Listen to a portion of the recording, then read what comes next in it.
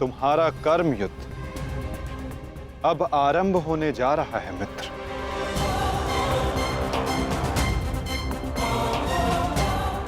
कल तुम युद्ध भूमि में प्रवेश करोगे, परंतु आज भी कोई कुरुक्षेत्र की युद्ध भूमि में है जो तुम्हारी प्रतीक्षा कर रहा है मित्र।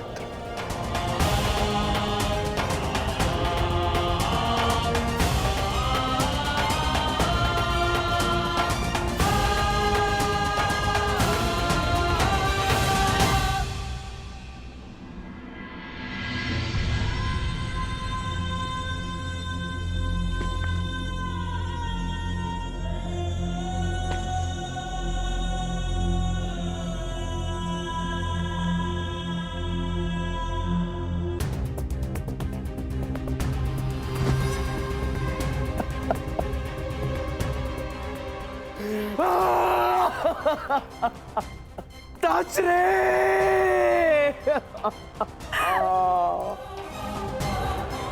ये भयंकर है संजय, ये महाविनाश का प्रारंभ है संजय। वो वट वृक्ष गिर गया संजय, जिसकी छाया में हस्तिनापुर और मेरे पुत्र सुरक्षित थे। अब कौन करेगा कुरुवंश की रक्षा? कौन करेगा मेरे पुत्रों की रक्षा?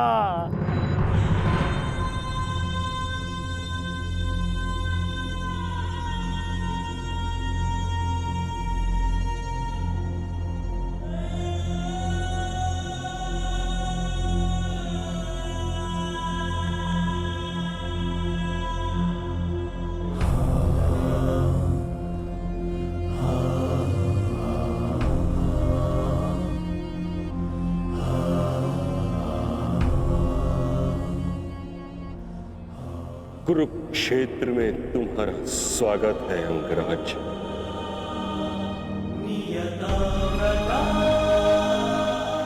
आप जानते थे कि मैं माता कुंती का ज्येष्ठ पुत्र हूं। पितामह, यदि आप जानते थे फिर आपने मुझसे ये बात क्यों छिपाई? क्यों मुझे रणभूमि में नहीं आने दिया? मैं कुंती के ज्येष्ठ पुत्र को अपने ही अनुजों से लड़ते नहीं देख सकता था। मुझे क्षमा कर देना पुत्र। मैंने तुम्हें सदैव दुख के अतिरिक्त कुछ नहीं दिया। ये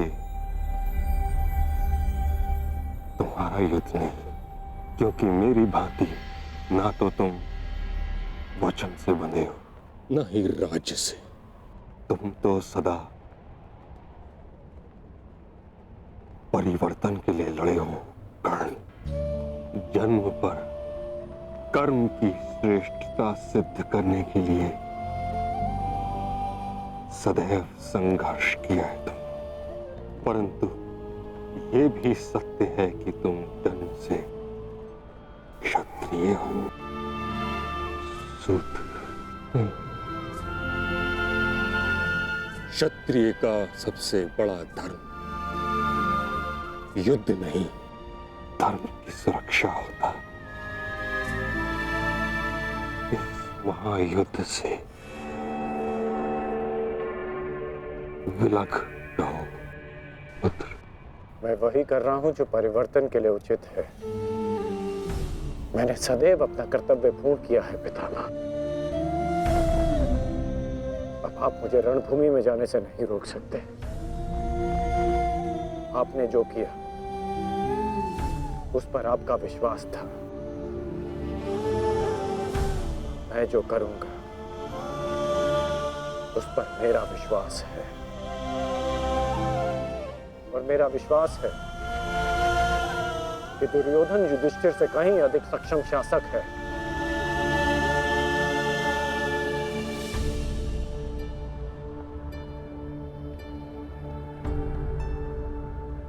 निसंदेह तुम एक महान क्षत्रिय भी हो और योद्धा भी। युद्ध और संघर्ष तुम्हारे रक्त में है। ये देह छोड़ते समय एक बात का खेद रहेगा मुझे कि यदि मैं तुम्हारे बारे में पहले जान जाता तो हस्तिनापुर के सिंहासन पर तुम विराजमान होते पुत्र। तुम्हारे ध्वज तले मैं गर्व से युद्ध करता और हस्तिनापुर के सिंहासन के प्रति मेरी प्रतिज्ञा भी पूरी हो जाती। ना ये अधर्म होते, ना ये युद्ध होता।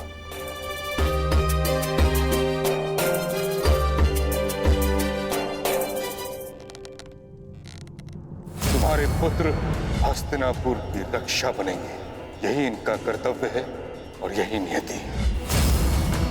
मेरे पुत्रों का कोई अनर्थ नहीं हो सकता। यदि कोई अनर्थ का बाण उनकी ओर आएगा तो उसे सर्वप्रथम भीष्म की ढाल का सामना करना होगा। मुझे मुक्ति दो पुत्रों।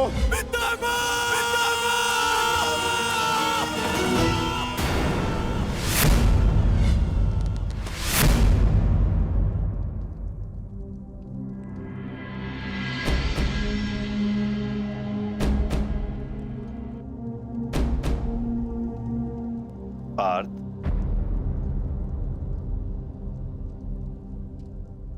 इस गांडीव ने तुम्हें क्या क्षति पहुंचाई है जो तुम अपना क्षोभ इस पर उतार रहे हो?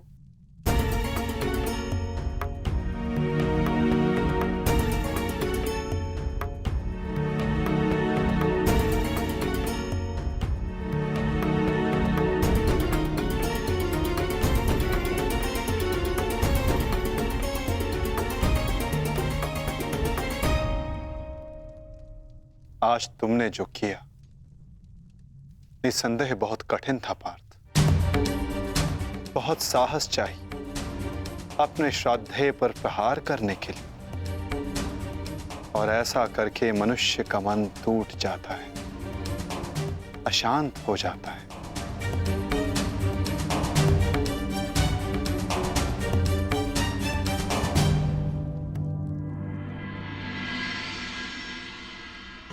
परंतु धर्म स्थापना के लिए, पाप के अंत के लिए ऐसा करना अनिवार्य था धनंजय। परंतु पार्थ, अब समय अशांत रहने का नहीं, अपने मन, अपनी शक्तियों को, अपने कौशल को एकाग्र करके केंद्रित करने का है पार्थ। तुम्हारे समक्ष अब तक वास्तविक चुनौती नहीं आई थी, परंतु अब वास्तविक चुनौती का आरंभ हुआ है पार्थ। अब तक युद्ध भूमि में जो तुम्हारे समक्ष थे वो केवल तुम्हारे प्रहारों को रोक रहे थे,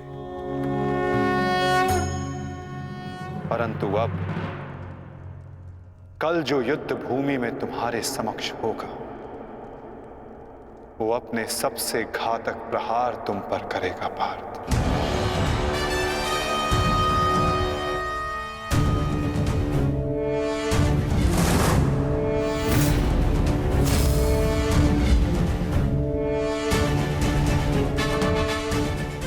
कौरवों की ढाल टूटी है और अब इस युद्ध में नियम टूटने प्रारंभ होंगे पार्थ। स्वयं को संभालो पार्थ और युद्ध के लिए सज्ज रहो, क्योंकि कल से प्रारंभ होगा वास्तविक महाभारत।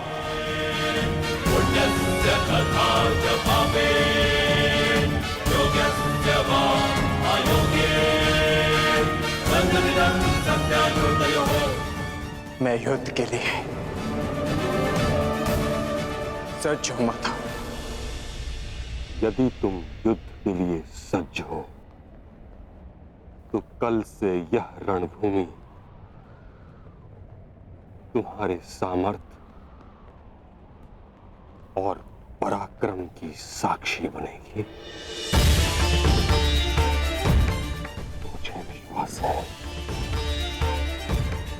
तुम्हारी गौरव गाथा सहस्त्र वर्षों तक गाई जाएगी।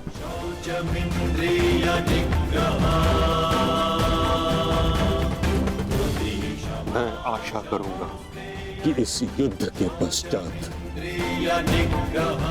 मैं गौरवशाली योद्धा कर्ण से भेंट कर सकूं।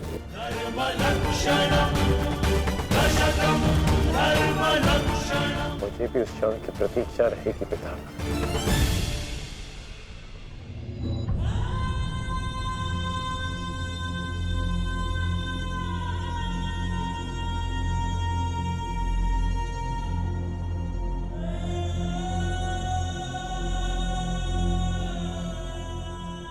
नियति का लिखा मैं नहीं बदल पाया कुंती। वर्षों जिस द्वंद्व को मैं और तुम रोकते रहे, कल से वो प्रारंभ होगा। कल तुम्हारे दोनों पुत्र रणभूमि में एक दूसरे के विपक्ष में खड़े होंगे, एक दूसरे के रक्त के प्यासे।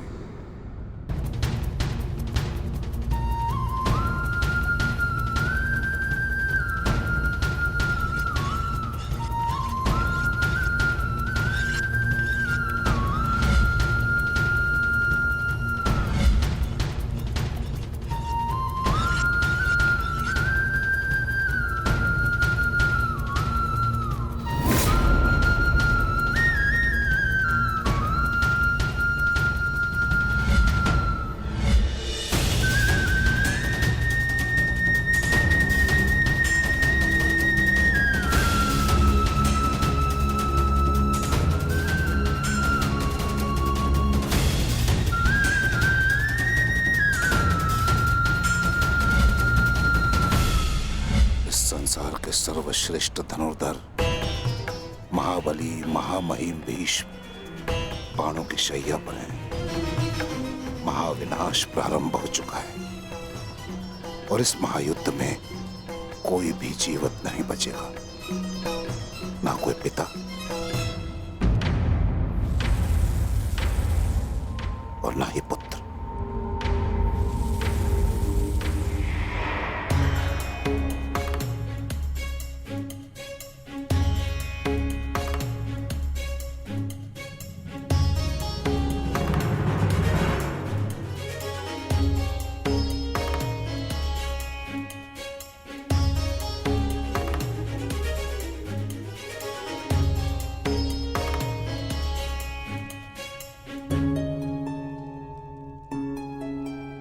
आपका स्वागत है आचार्य द्रोण।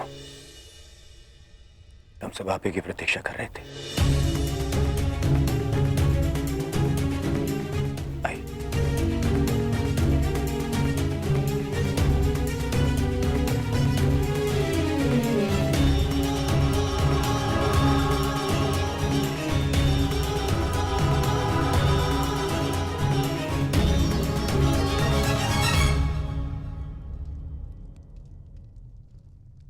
मेरी मंत्रणा स्मरण है ना मेरे होने वाले सम्राट?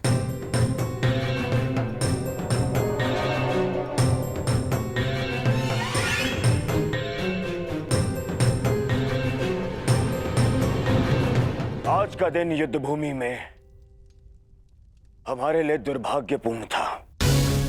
हमारे प्रमुख सेनापति महामहिम पितामह भीष्म शत्रुओं द्वारा रणभूमि से बाहर कर दिए गए और यह सब संभव हुआ है उन पांडवों के छल के कारण। किंतु यह युद्ध अभी समाप्त नहीं हुआ है वीरों।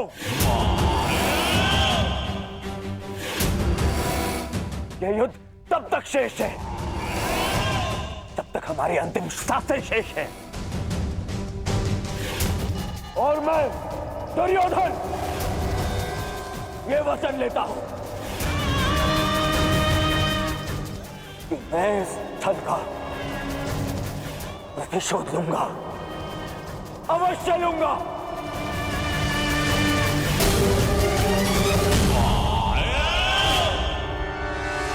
परंतु सेना का नेतृत्व करने के लिए एक कुशल सेनापति का होना आवश्यक है, और मेरे इस सेना का नेतृत्व कौन करेगा इसका निर्णय मैं ले चुका हूं। हमारी सेना का नेतृत्व करेगा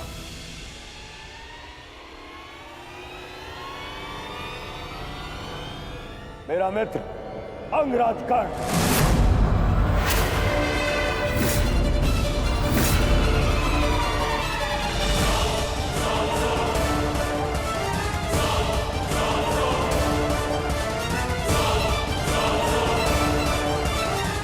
बस दुर्योधन,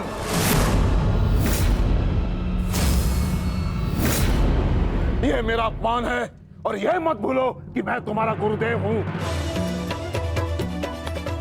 और मैं अपने इस अपमान को कदापि सहन नहीं करूंगा। स्मरण रहे।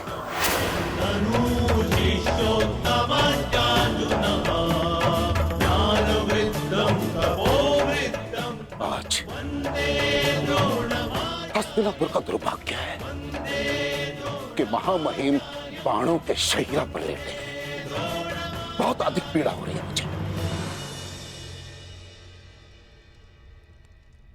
मुझे हस्तिनापुर लाया गया महामहिम द्वारा और किसी का द्वारा नहीं। और यदि महामहिम ने इस सूत पुत्र को अपने सेना में भाग लेने नहीं दिया तो मैं इस सूत पुत्र के अधीन रहकर इसके नेतृत्व में युद्ध कैसे कर सकता हूं? इसी कारण मैंने निर्णय लिया है कि मैं और अश्वत्थामा आज अभी और इस क्षण से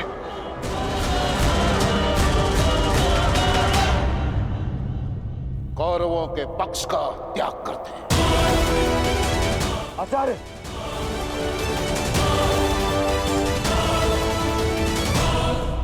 क्षमा करें पिताश्री, किंतु कर्ण के अधीन रहकर मुझे युद्ध लड़ना है या नहीं,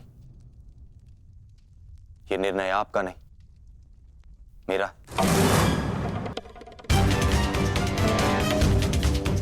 आप मेरी ओर से निर्णय नहीं ले सकते।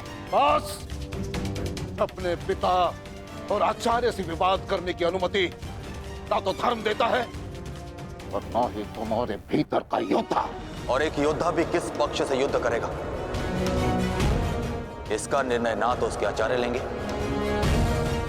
और ना ही उसके पिताश्री।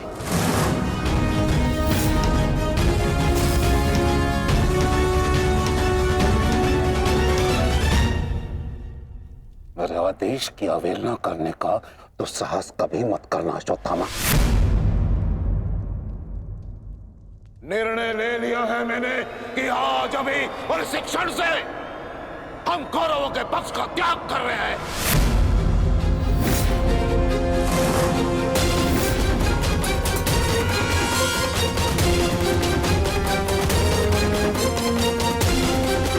ले लिया है मैंने कि आज अभी और इस क्षण से हम कौरवों के पक्ष का त्याग कर रहे हैं।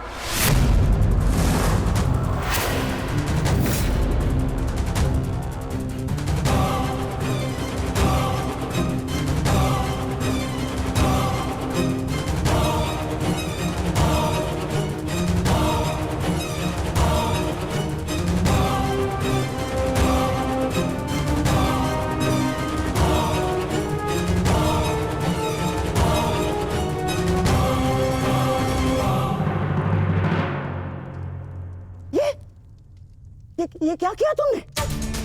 गुरु द्रोण को रोका क्यों नहीं तुमने दुर्योधन? होने वाले सम्राट हो तुम, सम्राट। तुम्हारी सेना का एक एक महारथी ये तुम्हारे विरुद्ध जाएगा तो युद्ध में विजय कैसे पाओगे तुम? जो युद्ध से विमुख हो उसे अपनी सेना में डालना अपने योद्धाओं को संकट में डालने के समान होता है मामाश्री। अरे क्या करता मैं और क्या करूं? उन्हें बंधन में बांध कर रख लूं या फिर विरोध करने पर बंदी बनाकर रख लूं? आप जानते हैं यह संभव नहीं है, किंतु मैं जानता हूं कि मैं जो कर रहा हूं उचित कर रहा हूं। उचित नहीं कर रहे हो तुम। समझने का प्रयास